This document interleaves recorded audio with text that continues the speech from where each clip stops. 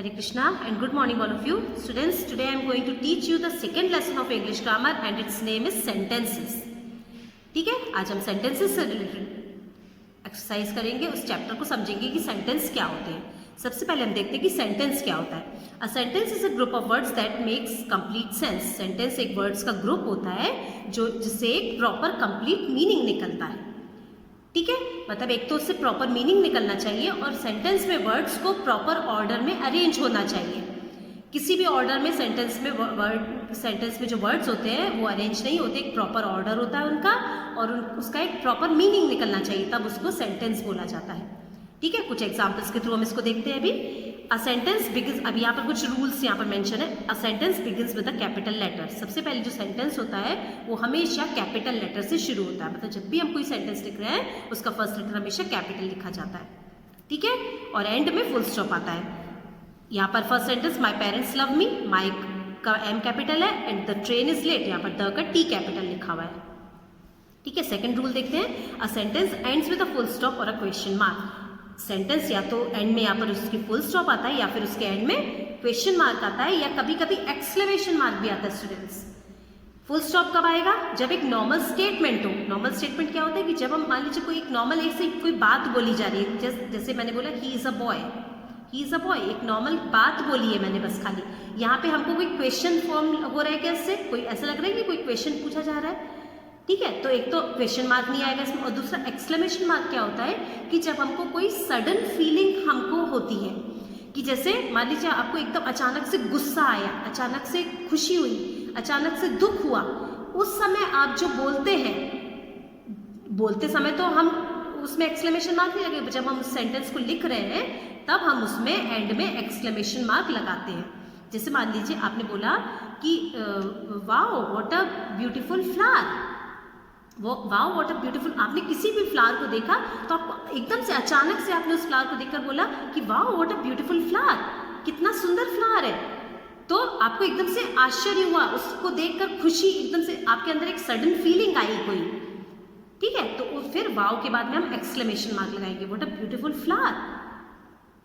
ठीक है, what a beautiful flower के बाद भी एक्सक्लेमेशन मार्क आ सकता है वाओ के बाद में, and what a beautiful flower के बाद हम फुल स्टॉप भी लिख सकते हैं. बट ये एक हमको एक सडन फीलिंग हुई एकदम से, तो हम उस सेंटेंस के एंड में एक्सक्लेमेशन मार्क लगाते हैं.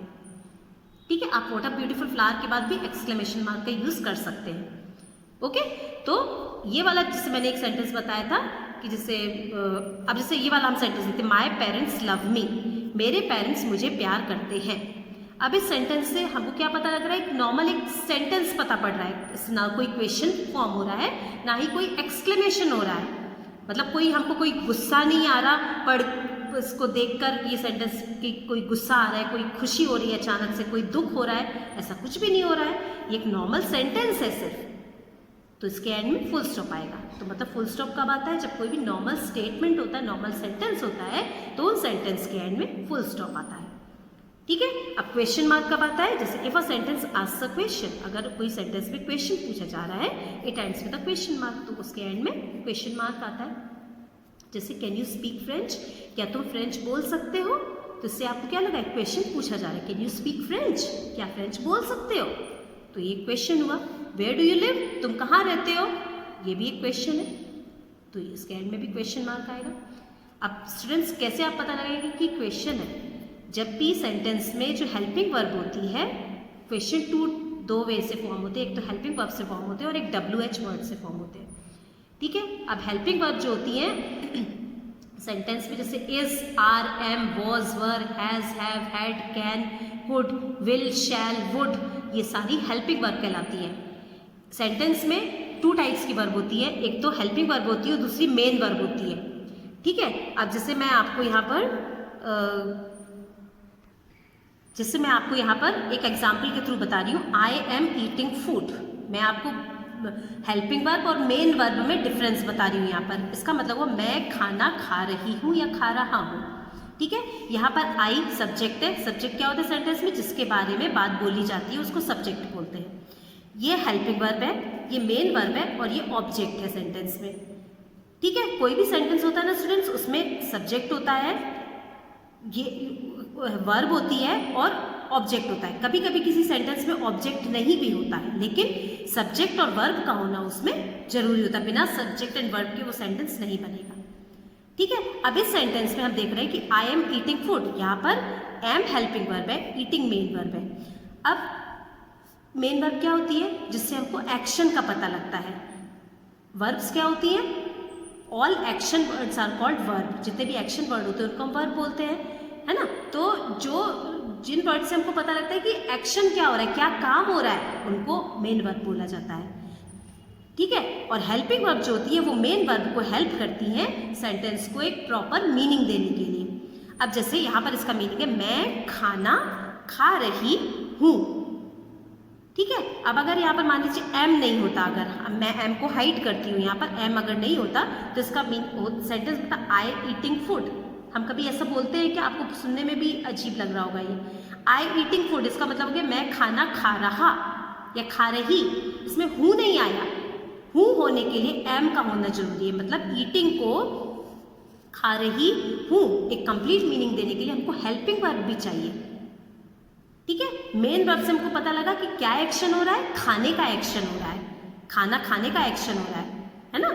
तो मेन वर्ब से हमको एक्शन का पता पड़ता है, और हेल्पिंग वर्ब जो होती है वो मेन वर्ब को हेल्प करती है सेंटेंस को कंप्लीट होने के लिए, कंप्लीट मीनिंग देने के लिए।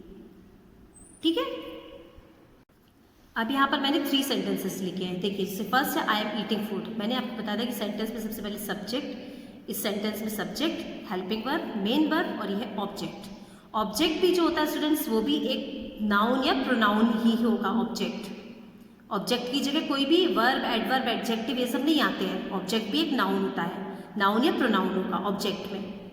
ठीक है, सब्जेक्ट सेंटेंस में पहले आता है। सब्जेक्ट मतलब जिसके बारे में बात बोली जा रही है, और ऑब्जेक्ट मतलब वो क्या, किसके, मतलब क्या बोला जा रहा है उसके लिए, कि वो क्या कर रहा है, वो खाना खा रहा है। तो ऑब्जेक्ट, उससे रिलेटेड जो भी चीज़ है वो ऑब्जेक्ट कहलाएगा, वो भी नाउन या प्रोनाउन होता है।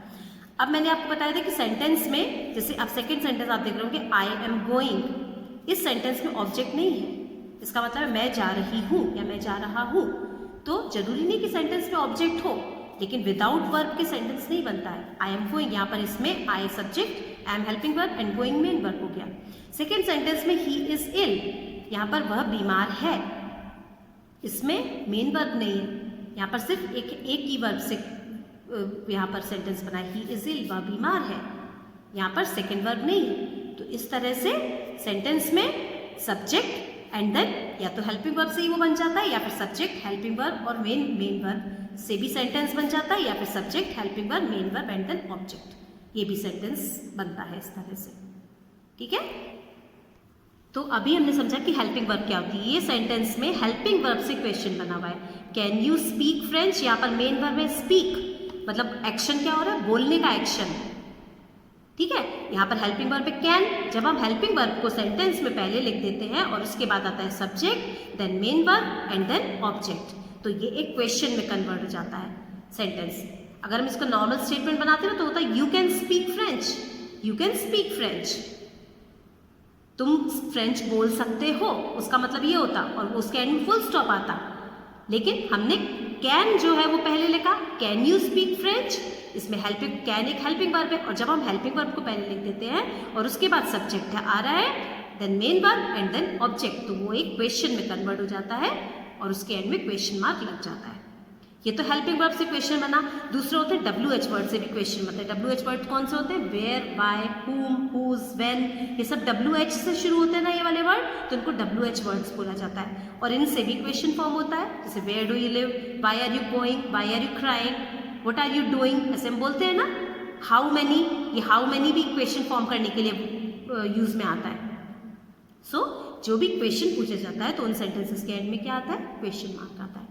ठीक है, लुक, रीड एंड अंडरस्टैंड, यहाँ पर अब क्या मेंशन है, चीता फास्टेस्ट द एनिमल इज। इस सेंटेंस में आप देख रहे होंगे, मैंने अभी आपको बताया था कि सेंटेंस का प्रॉपर ऑर्डर क्या होता है, subject, then verb and then object आता है। और वर्ब में भी जैसे हमने पढ़ा था अभी कि